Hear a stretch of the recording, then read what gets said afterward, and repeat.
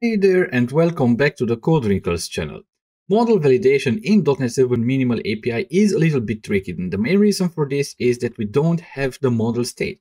Like, we are all accustomed in controllers to have this model state where we can simply then just check if it is valid or not, and then everything, it's fine, it's easy. But in .NET 7 or in the Minimal API, we don't really have this. So what we need to do is we need to introduce our own custom validation. However, fear not, because in this video we're gonna walk you through exactly how you can set up very powerful and maintainable validation in your .NET 7 Minimal API, taking advantage of the endpoint filters feature that we have in the Minimal API and of the FluenValidation library. So stay tuned because we'll dive right into it.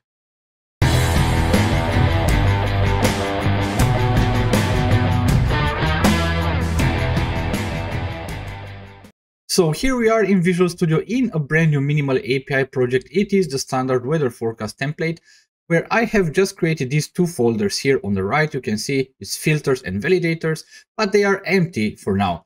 So what we need to do in order to get started, we will use the template. We will use this model, this weather forecast model, to actually implement validation and validate that model if we want, for instance, to create a new request to create a new weather forecast.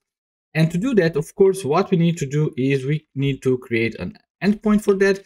So I'll have here the map post, and in the map post, I will specify the exact same route that we have also previously in the get. But the only thing that we do here is that, of course, we need to map what we want to do here, and we will just return results.ok, because right now we are just interested in how we can perform validation. And in order to perform validation, of course, what we need here is a weather forecast coming in as an argument to our method, and let's call this forecast. So now we should be actually good to go. Now the thing is, or what we want to achieve, that because when you usually have endpoints with post and put, you usually take in some objects, and you want to validate that those models are okay. And that's exactly the same scenario here. We are trying here to actually create a new weather forecast. And for that, we get the weather forecast from the JSON body, and we want to validate it because we don't want to perform really anything in the application itself unless this model is valid. Now, in controllers, we have this model state, and it's very easy to work with it because you can just decorate this model with some attributes and then just rely on the model state that you have access to in the controller to actually find out very, very quickly if that exact model is valid or not. Now, in our case, in the Minimal API, things are a little bit more complicated, but not too complicated, you will see. Now, what we need to do is actually we need to take advantage of one very important feature that was added in .NET 7 Minimal APIs, and this feature is endpoint filters. Like, filters in .NET 7 Minimal API are very similar as a concept to what we know as filters in regular ASP.NET Core applications, with the main difference that kind of like we have only one type of filter, the endpoint filter. In ASP.NET Core, we have different types of filters, and we have a video on this channel basically that is dedicated only to filters in ASP.NET Core. However, the main concept is actually the same. Endpoint filters in the Minimal API just allow us to execute some code before the route handler is executed and after the route handler is executed. Now, when it comes to model validation, of course, we want to do this validation before the route handler is executed. And in case that the validation doesn't pass or the model is not valid, we just want to return something like a bad request. So in order to set everything up with here, first of all, we need to create a validator. So let's get here and create a validator. Sorry, not a new folder. That was my mistake here. Let me just, okay. I have to create it so that I can delete it afterwards. Let's just delete that and we should be good to go. And now validators, and I will add here a new, and I will say I want a class, and I will call this weather forecast validator. Okay, so we have this public weather forecast validator, and it needs to inherit the abstract validator. This is from the FluenValidation library, and it's a validator for the weather forecast because that's actually what we want to validate. Now, there is also one other thing that we need to do here for this model. We need to set this as public because otherwise the FluenValidation or the abstract validator doesn't see it. So now we are good to go. And then we have here a constructor. And in this constructor, what we actually need to do is put in, of course, the logic that we want for our validators. And I already have prepared a code snippet for that so that we don't have to lose a lot of time in writing this. It's just a really very, very simple validation, but it is according to how we should do or perform validations in FluenValidation. So in the constructor, then we have this rule 4. And what we basically want to validate is that when a new weather forecast is created, we don't want it to be or to have a temperature in Celsius that is greater than 55. And we also don't want to have a temperature in Celsius that is less than minus 20. Now, that's really the concept of the validator itself. Cool. Now, the idea is that once we have this, what we can do, or the next thing that we can do, we can take advantage of dependency injection and the fact that the FluenValidation library also supports dependency injection. So what we can do here is we can come back to this application, and here we want to register our validator as a service. So I will say here builder.services.add, let's add it as singleton right now. Or no, let me add it as scoped, because this might be a valuable lesson just a little bit later in this video. So we add it as scoped, and what we want to add here is we want to add an I validator, because that's the interface, and it's an I validator of weather forecast. And the implementation for this, and this should be actually, where is it here? I have to put a comma, and we need to specify the weather forecast validator, because that's actually the validator that we have just created. And now we can take advantage of the validator being injected where we need it. And where will we need this validator? Well, we'll need it in a filter. And let's go on and create a filter here in this filter folder. So add new class, and we'll call this just a simple name, validation filter. Now, in real scenarios, you might want to have validation filters for your different models, like the weather forecast validation filter, the products validation filter, the orders validation filter, and so on and so forth. But to keep namings here simple, we just have here this filter that we call a validation filter. But also I want to rename it because I want the class name should not be pluralized. So we want to have this validation filter, and that's it. We can then say yes, so that it changes also here, and we would be good to go. Now, to implement a filter in .NET 7 Minimal API, we just need to actually implement this iEndpoint filter interface. And this iEndpoint filter interface, it makes us implement this method, which is the value task of object. Let's move this on a separate line so that we have access to everything here. And what we can do here, we have async value task of object, because that will be an async method. And for the filter, the good thing here is that, or what we have here is the endpoint filter invocation context. And this context is actually very important, because this context gives us, for instance, access to the arguments that were passed to my method or to my route handler. And this is where I can find out, for instance, if in my route handler, I have an object that I need to validate. Like, for instance, do I have a weather forecast? If I have a weather forecast there, then I want to validate it. So that's basically the logic that we want to implement. And to achieve that, as I said, I also have a code sample for that. But one thing that we can do here, let me just add the code that we need here, and then we'll explain that. Well, now we have this code. But in order to be able to validate the weather forecast, we will need the validator. And we just injected, or we just added the validator to the DI container. And the cool thing is, in this class, as dependency injection works, like the filters, they are all wired up with the DI container. So if we have something that we have added to the DI container, we can then resolve it later. And for instance, I can say here private read-only I validator of weather forecast. Okay, and yeah, just call it a validator like this, and then I have a constructor.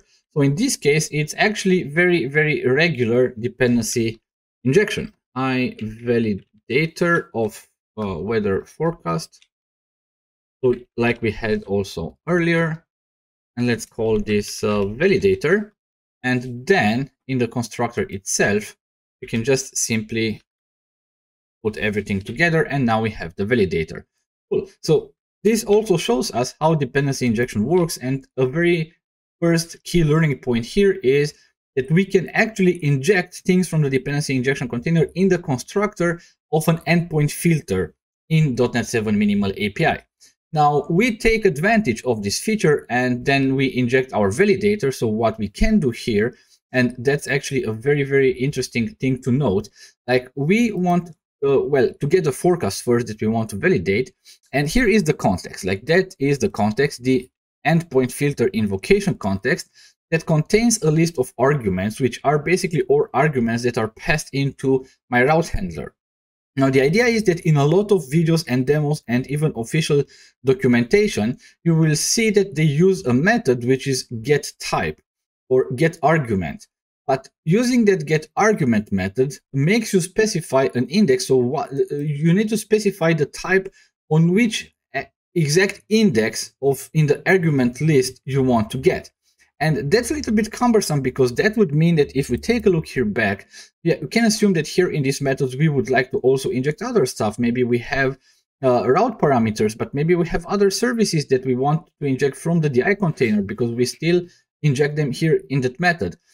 And in that case, it would mean that we would have to be very careful to always put our model at the same place so that the filter can work back virtually with all endpoints that need to validate that. And that's actually a little bit tricky to do because, well, it can get out of hand pretty fast. So the idea is that in this case, we don't use that getArguments method that you usually see, but instead arguments is actually I collection. And here in this collection, then we can use a first of or default. And we want to get, for instance, only the one or the argument that is of type weather forecast. And of course, we get it as a weather forecast so that we can pass it to the validator.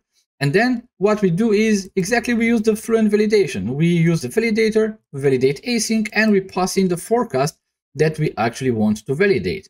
And then in the next step, if the result is not valid, so if validation didn't pass, then we just want to return, in this case, I return the results.json, and I specify the errors and also the status code that I wanted to.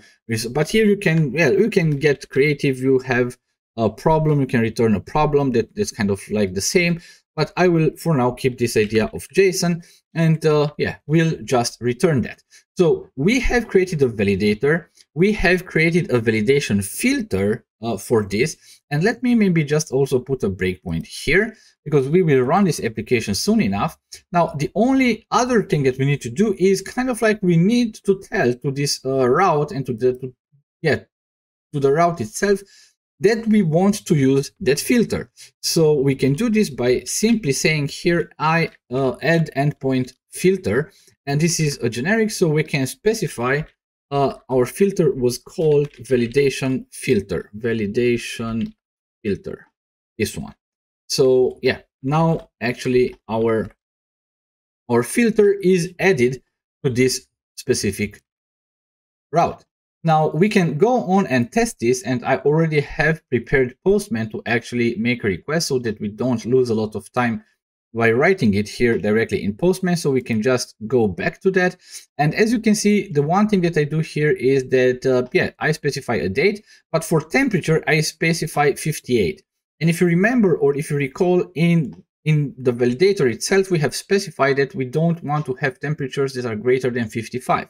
So I would assume that in this case, I should get back a 400 result. So let's wait a little bit. We have placed this breakpoint here. So we have entered this filter, and we see that, okay, we want to get a forecast. We have the forecast right now, so it's not null anymore. We see that we got it. Then, of course, we need to validate this, and the validator has validated it. And of course, we have errors, and is valid is false. So this means that in that case, if I just continue, we'll see in Postman that I'll get back a 400 bad request. And this is actually what FluenValidation gives me back regarding the validation results and where the errors are. So that's everything very, very nice, because we have achieved model validation using FluenValidation and putting everything actually in an endpoint filter in this .NET 7 minimal API.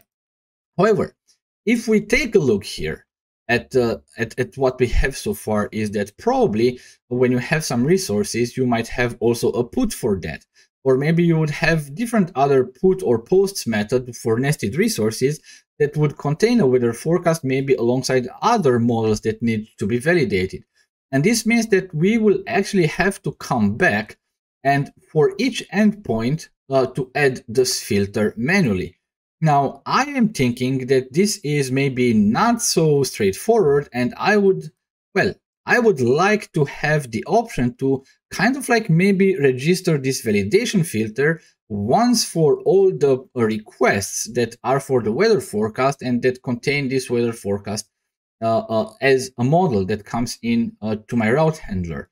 So to do this, we can take advantage of other cool features that we have in .NET 7 Minimal API, and this is the groupings of the routes and the endpoint filter factory. So let's see into how these two new features can help us achieve the result that we want. So the first thing that we said is we can take advantage of groups. Now, the cool thing in .NET 7 Minimal API, and by the way, we didn't have this in .NET 6 Minimal API, is that if we look at these two routes, we see that they are kind of like for the exactly same endpoint, but the only difference is actually the HTTP method. Now, of course, you can imagine in a really crowded scenarios, you would have at least 5 of these methods that would have exactly the same URL or the exactly same route or exactly the same base route. Probably they would have, or you would have additional routing parameters for some of them. But this is already something that we can actually try to group together.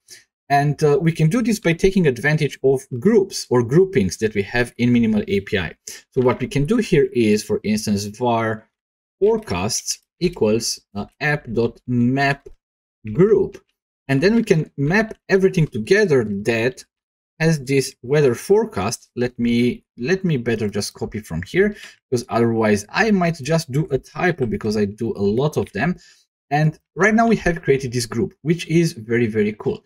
Now, what we can do here is, for instance, we can just come and replace that app with the grouping that we have just created. And we can do the exact same thing also for our post endpoint that we have just created.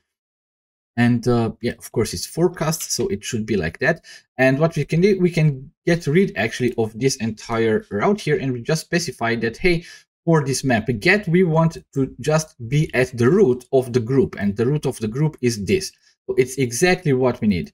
Now, exactly the same thing we can actually go and do here, and everything would still work. Now, if we run the application, and I will just run the Postman once again, or the request in Postman, and we'll see that the result would be exactly the same. Probably it was not started so far, so let me just try again, sending the request, and you see that, yeah, the result is exactly the same. So even if we have introduced groups, now we have a group of routes that kind of like are logically or also physically bound together, because they all have kind of like the same base URL, or, well, the same base resource identifier, let's put it that way.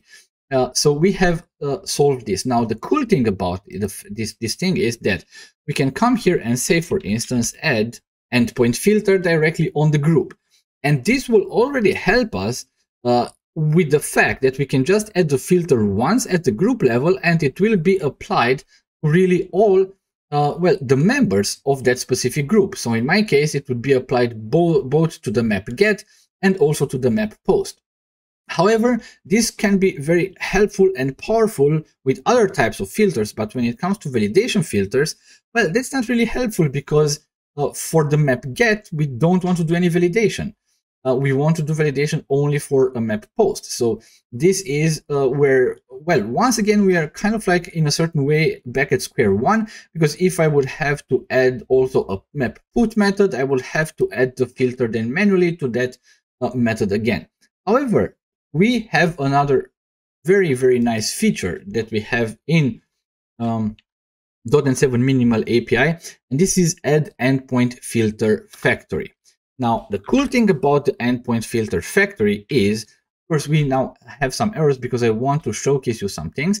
But the idea of the filter factory is that it gives you actually a way to, well, look into things and kind of like examine what exactly do you have on a certain request, and only create a filter. That's why it is factory. Only create a filter in the circumstances that you want, or maybe create or add different filters depending on what endpoint you are hitting. So that's kind of like a very, very powerful option, because you have this kind of like a central place for the entire group where you can pick into a request and then define, based information that you see in that request, what exactly do you want to achieve, or what validation do you want to do, what filters do you want to add, maybe you want to remove some filters. So that's really, from my point of view, a very, very powerful information. Now, of course, the first thing that we think here is, okay, we can provide here a lambda expression, because we see that here, this actually takes a func of endpoint filter context and the endpoint filter delegate, and it returns the endpoint filter delegate. So we can just use a lambda expression here. But as you know, I don't really like to use a lot of lambda expressions, especially when we do things of routes, because we want to keep the code clean. So what we want to do instead is, let's create a new class, and let's name this class validation filter factory. And yeah, I will actually make this class static, because I'll have just a static method in that, but we'll come back to this just in a moment, because it can also be, well, a non-static class, and you can use instance methods to actually specify to the endpoint filter factory if you want to. And I will paste some code here, just 1 second, not this one. Let me just take it from other part and just reuse it here. And yeah, then we'll explain, of course, what exactly do we do here. So as you see, we have here this static method that returns an endpoint filter delegate, because if we take a look at this method, that's exactly, so the func, in a func we have, so the last parameter, or the first generic type parameter in a func, is always what the function returns. So it means that it takes in an endpoint filter invocation context and the delegate, and it returns a delegate. So if we go back to our validation filter factory, we see that that's exactly what we are doing. We are returning an endpoint filter delegate, and we take in an endpoint filter factory context and the endpoint filter delegate itself. Now, what we do here is, okay, on this context, which is the endpoint filter factory context, like we have a filter that's the invocation context for the filter itself, that's something else. But that's the context, the invocation context, let's call it that way, for the factory. Now, in that invocation context for the factory, you have this method info, from where you can get more information about the method that's that's about to be executed, let's say, as a routing handler. So you can then use this get parameters. Then what we do is kind of like something similar to what we have done previously, is if we check if the length of the parameters is higher than or greater than or equal to 1, and once again, if any of the parameters is of type weather forecast, because our goal here is just to register this weather forecast validation filter only when we need it. So we check if any of the parameters is of type weather forecast. Now, if it is the case, we use the application services on the endpoint filter factory context, which is similar to, well, the services that we have on the HTTP context in regular ASP.NET Core application, where you can get required services practically directly from there. And here we say that we want to get a required service of type validator and the weather forecast. And of course, we want to cast it to a weather forecast validator. Now, in this case, we have named our filter a little bit differently, because we have here validation filter. So that's actually what we want to create. So new validation filter, and we pass in the validator to that. Cool. And now, once we have this filter, what we just need to do is to actually add the filter to the filter execution pipeline, or to the filter invocation pipeline. And we do this by simply, well, calling on the filter, invoke async, and we pass in the invocation context and the next delegate. So that's how we actually add the filter to the invocation pipeline of the endpoint filters for that specific request. Now, of course, if we don't have any parameter that is of type weather forecast, we just return the invocation context and the next delegate with how we actually received it. So exactly how it was before. So nothing was changed on that. So that's kind of like this idea of this factory. But the main part here is that this is the place where we can add our own logic and decide what types of filter do we actually want to add here to this request. And in this case, we just want to add this validation filter. Now, there is only one very important thing to pay attention to, because if we will run this application right now, okay, we didn't add this factory, but let's fix that.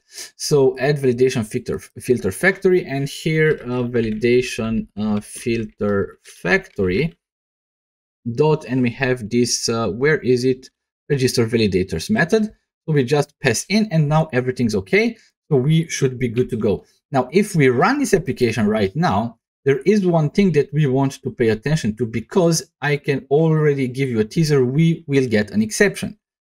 So let's go here and just send a request once again. And we see that, hey, we got an exception. And we got the exception while we actually were trying to resolve the validator from the DI container. And this didn't actually work. So we couldn't actually resolve the scope service.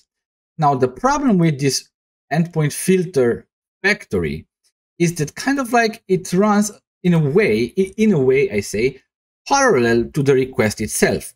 So it means that when we are in the factory, we are actually not exactly in the scope of the request. And that's why we are not able to resolve scoped services in the endpoint filter factory. So that's very, very important stuff to note. Now, to solve this problem, and in case of FluenValidation, this is really not a problem. We can just come here and use add singleton, and that would be it.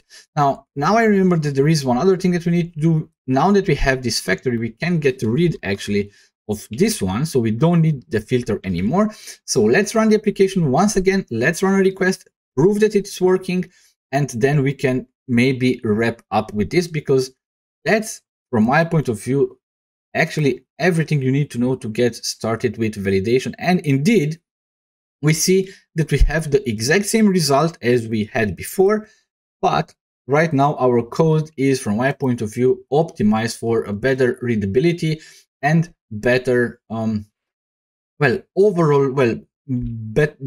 better code itself.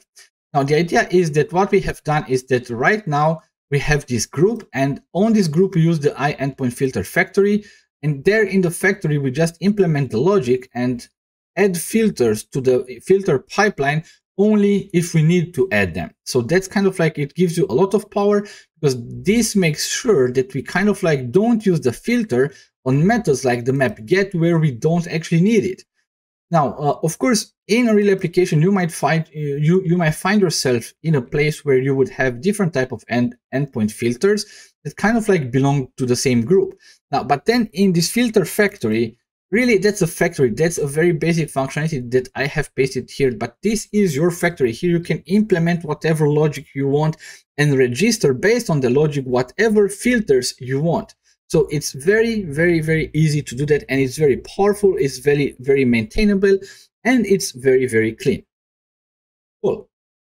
Now, to wrap this up, in this video, we have looked into how model validation works in .NET 7 minimal APIs, and we have actually started from this idea or the challenge that in the minimal API, we cannot use the model state. We don't have this concept of model state in route handlers.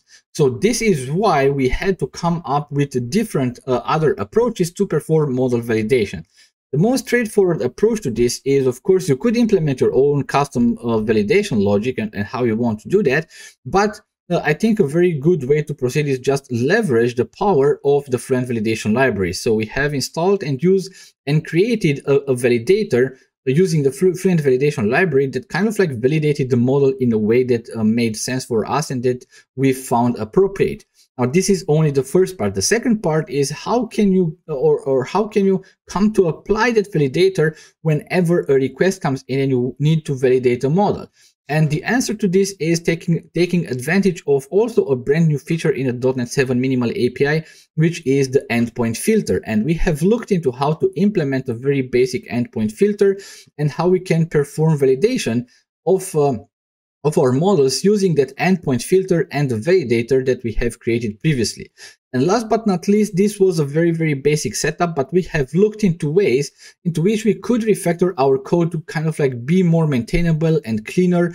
So we have extracted a route group and we have added to that route group a filter factory in which we can actually pick into what's exactly about to happen and register filters or endpoint filters based on our custom logic.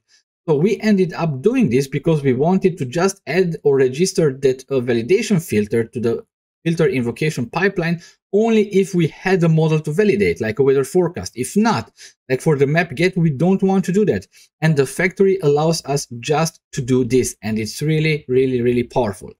If you did enjoy this video and you find this content useful, please don't be shy and hit the thumbs up button, subscribe to the channel if you didn't do this already.